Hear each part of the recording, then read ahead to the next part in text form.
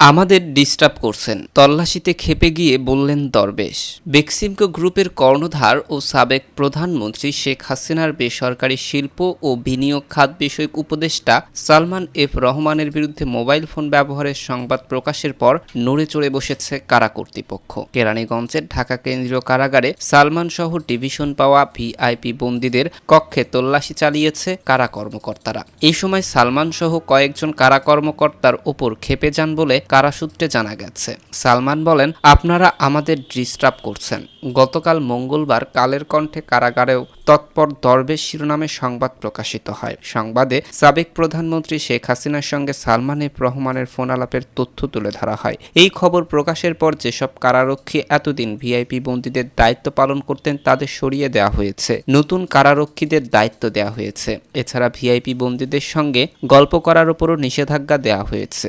অবশ্য একসঙ্গে হাঁটতে পারবেন, তবে হাঁটার সময় রাষ্ট্রবিরোধী কোনো আলোচনা করতে পারবেন না। এই ধরনের আলোচনা করে ধরা পড়লে তাদের বিরুদ্ধে শাস্তিমূলক ব্যবস্থা নেওয়া হবে বলে সতর্ক করা হয়েছে। কেউ যেন অর্থ দিয়ে মোবাইল ফোন ব্যবহার না করতে দেন সেই নির্দেশনাও দেওয়া হয়েছে। পুরো বিষয়টি কারা কর্তৃপক্ষ মনিটর করছে বলে তাদের জানিয়ে দেওয়া হয়েছে। এক কারা কর্মকর্তা কালের কণ্ঠকে জানান, বর্তমানে ঢাকা কেন্দ্রীয় কারাগারে যেসব মন্ত্রী, এমপি, বিভিন্ন বাহিনীর সাবেক কর্মকর্তা রয়েছেন প্রত্যেকেই প্রভাবশালী, ফলে তাদের সতর্কতার সঙ্গে ডিল করতে হয়। তাদের কেউ কেউ তল্লাশি করতে যাওয়ার পর কারা কর্মকর্তা রক্ষীদের ওপর নাখোশ হয়েছেন। তারা ধমকের সুরেও কথা বলেছেন। তিনি বলেন, কারা কর্মকর্তারা এই ধরনের বন্দী নিয়ে উভয় সংকটে পড়েন। একদিকে এই বন্দীরা অবৈধ সুবিধা নিতে চান, না হলে ক্ষিপ্ত হন। কারারক্ষীদেরও তাদের সমীহ করে চলতে হয়। অন্যদিকে সরকার থেকে নজর রাখা হয় তারা কি করছে, তাদের কোনো সুযোগ সুবিধা কেউ দিচ্ছে কিনা। সূত্র জানায়, প্রভাবশালী বন্দীদের মধ্যে যারা নিয়মকানুন মানছেন না তাদের চিহ্নিত করে কঠোর হতে যাচ্ছে কারা কর্তৃপক্ষ। এর মধ্যে শীর্ষ পর্যায়ের 3 জনকে চিহ্নিত করা হয়েছে। তাদের শাস্তি হিসেবে অন্য একটি কারাগারে পাঠিয়ে দেওয়া হয়েছে। জানতে চাইলে IGP prisons brigadier general Syed Mohammad Motaher Hossain গতকাল বিকেলে কালের কণ্ঠকে বলেন, আমরা কারাগারে নজরদারি বাড়িয়েছি। কোনো বন্দী যাতে বিচার বহির্ভূত সুযোগ নিতে না পারেন সেগুলো খেয়াল রাখা হচ্ছে। খোঁজ নিয়ে জানা গেছে, এর আগে 2007 সালে 1/11-এর পর গ্রেপ্তার হয়েছিলেন সালমান এফ রহমান সহ অনেক প্রভাবশালী। সালমান এফ রহমান, সাবেক স্বরাষ্ট্রমন্ত্রী মহিউদ্দিন খান আলমগীরকে রাখা হয়েছিল তৎকালীন পুরান ঢাকার কেন্দ্রীয় কারাগারের কর্ণফুলী সেলে। তাদের ডিভিশন দেওয়া হয়েছিল। ওই বছর তাদের কক্ষ থেকে মোবাইল ফোন উদ্ধার করে কারা কর্তৃপক্ষ। এরপর শাস্তি হিসেবে তাদের ডিভিশন বাতিল করা হয়েছিল। অনেককেই ঢাকা কেন্দ্রীয় কারাগার থেকে দূরের কারাগারে পাঠিয়ে দেওয়া হয়েছিল।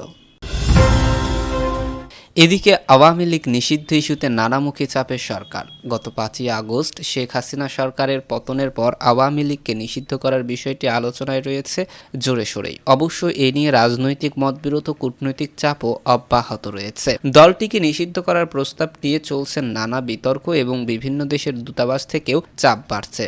বিএনপি তাদের মতামত দিয়েছে যে সব দলকে নির্বাচনে অংশ নিতে দেওয়া উচিত। এবার জামায়াতের বক্তব্য হলো, আওয়ামী লীগকে নিষিদ্ধ নয়, বরং দলটির অপকর্মের বিচার করতে হবে। অন্তর্বর্তী সরকারের পক্ষ থেকেও বলা হচ্ছে, আওয়ামী লীগের বিরুদ্ধে দমনপীড়ন এবং হত্যার অভিযোগের কারণে দলটির বিরুদ্ধে আইনি ব্যবস্থা নেওয়ার প্রক্রিয়া চলছে। সোমবার অন্তর্বর্তী সরকারের উপদেষ্টা আসিফ মাহমুদ সজীব ভুঁইয়া জাহাঙ্গীরনগর বিশ্ববিদ্যালয়ের এক অনুষ্ঠানে বলেছেন, গণতন্ত্রের কথা বলে আওয়ামী লীগকে নিষিদ্ধ না করতে বিভিন্ন দেশের দূতাবাস থেকে চাপ দেওয়ার চেষ্টা করছে। আওয়ামী লীগকে নিষিদ্ধের কথা যখন সরকারের পক্ষ থেকে আমরা বলি, রাজনৈতিক দলগুলোর অনেকেই তখন তাদের বক্তৃতায় কথায় সেটার বাধা দেওয়ার চেষ্টা করছে।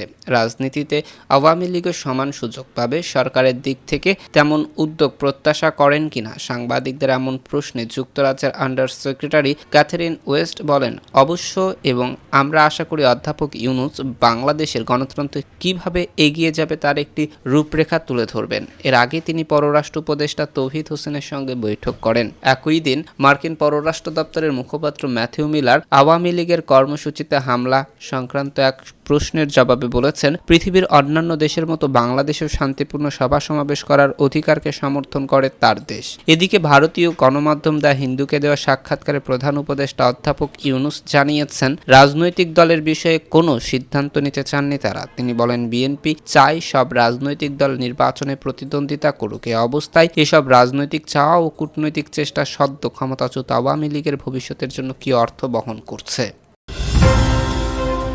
এদিকে মধ্যরাতে ঐক্যের ডাক দিলেন হাসনাত আব্দুল্লাহ। ফ্যাসিবাদী ব্যবস্থা বিলোপ করতে বিএনপি, জামাত সহ ফ্যাসিবাদ বিরোধী রাজনৈতিক দলগুলোর মধ্যে পারস্পরিক রেষারেষি, অবিশ্বাস ও দলাদলির বদলে একতা ও ঐক্যের ডাক দিয়েছে বৈষম্য বিরোধী ছাত্র আন্দোলনের আহ্বায়ক হাসনাত আব্দুল্লাহ। মঙ্গলবার দিবাগত রাত 12:08 নিজের ভেরিফাইড ফেসবুক অ্যাকাউন্টে পোস্টের মাধ্যমে ঐক্যের ডাক দেন তিনি। পোস্টে তিনি লেখেন, ফ্যাসিবাদী ব্যবস্থা বিলুপ এবং আওয়ামী সন্ত্রাসীদের বিচার নিশ্চিতকরণে এই মুহূর্তে ফ্যাসিবাদ বিরোধী সব রাজনৈতিক দলের ঐক্য অপরিহার্য। সুতরাং আমরা পারস্পরিক রেষারেষি, অবিশ্বাস ও দলাদলির বদলে একতা ও ঐক্যের দৃষ্টান্ত কায়েম করব।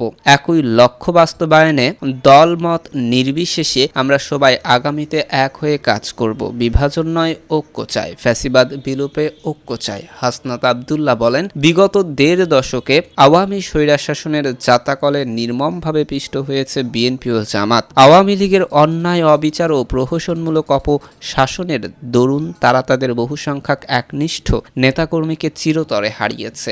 গণতন্ত্র, ভোটাধিকার ও মানবাধিকার হরণ সহ সব ধরনের অন্যায়ের বিরুদ্ধে ব্যবস্থা নেওয়ার কারণে বিগত দিনগুলিতে দল হিসেবে বিএনপি ও জামায়াতের উপর আওয়ামী লীগ চালিয়েছে নির্মমতম অত্যাচারের খড়গ। 24-এর গণ অভ্যুত্থান পরবর্তী বাংলাদেশ ফ্যাসিবাদী আওয়ামী লীগের কোনো ঠাঁই নেই উল্লেখ করে তিনি বলেন, দল হিসেবে আওয়ামী লীগ 1.5 দশকের বেশি সময় ধরে বাংলাদেশের আপামর মানুষের রাজনৈতিক অধিকার খর্ব করে গুম, খুন ও অন্যায় অবিচারের রাজত্ব কায়েম করেছিল। সেই আওয়ামী লীগের আগামীর ফ্যাসিবাদ মুক্ত বাংলাদেশের রাজনৈতিক দল হিসেবে কার্যক্রম পরিচালনা করার বিন্দুমাত্র সুযোগ অবশিষ্ট নেই। দল হিসেবে আওয়ামী লীগকে নিষিদ্ধকরণ ও বিগত বছরে আওয়ামী অপশাসনের পেছনে যারা পৃষ্ঠপোষকতা করেছে তাদের বিচারের দাবি এখন বাংলাদেশের তামাম জনগণের মুখে মুখে, অন্তরে অন্তরে।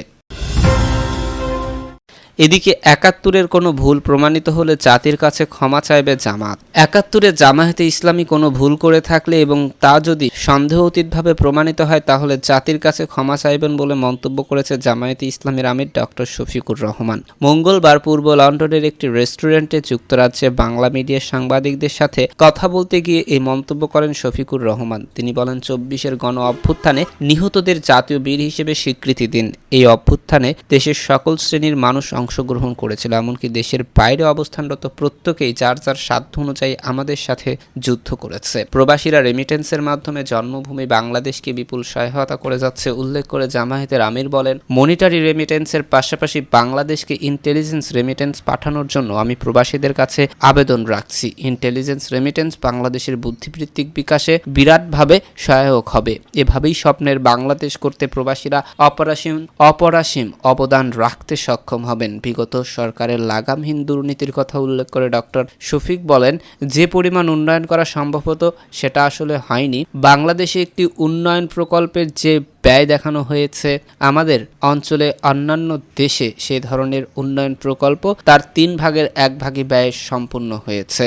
আমাদের দেশে সময় মতো কোনো প্রকল্পের কাজ শেষ হয়নি। একের পর এক সময় বাড়ানো হয়েছে আর সেই সাথে বাড়িয়ে দেখানো হয়েছে প্রকল্পের ব্যয়। এভাবেই দেশটাকে লুটেপুটে নিঃস্ব করা হয়েছে। ৭১-এর ভূমিকা নিয়ে সাংবাদিকদের এক প্রশ্নের জবাবে তিনি বলেন, ৭১-এ আমরা কোনো ভুল করে থাকলে এবং তা যদি সন্দেহতীতভাবে প্রমাণিত হয় আমি জাতির কাছে ক্ষমা চাইব।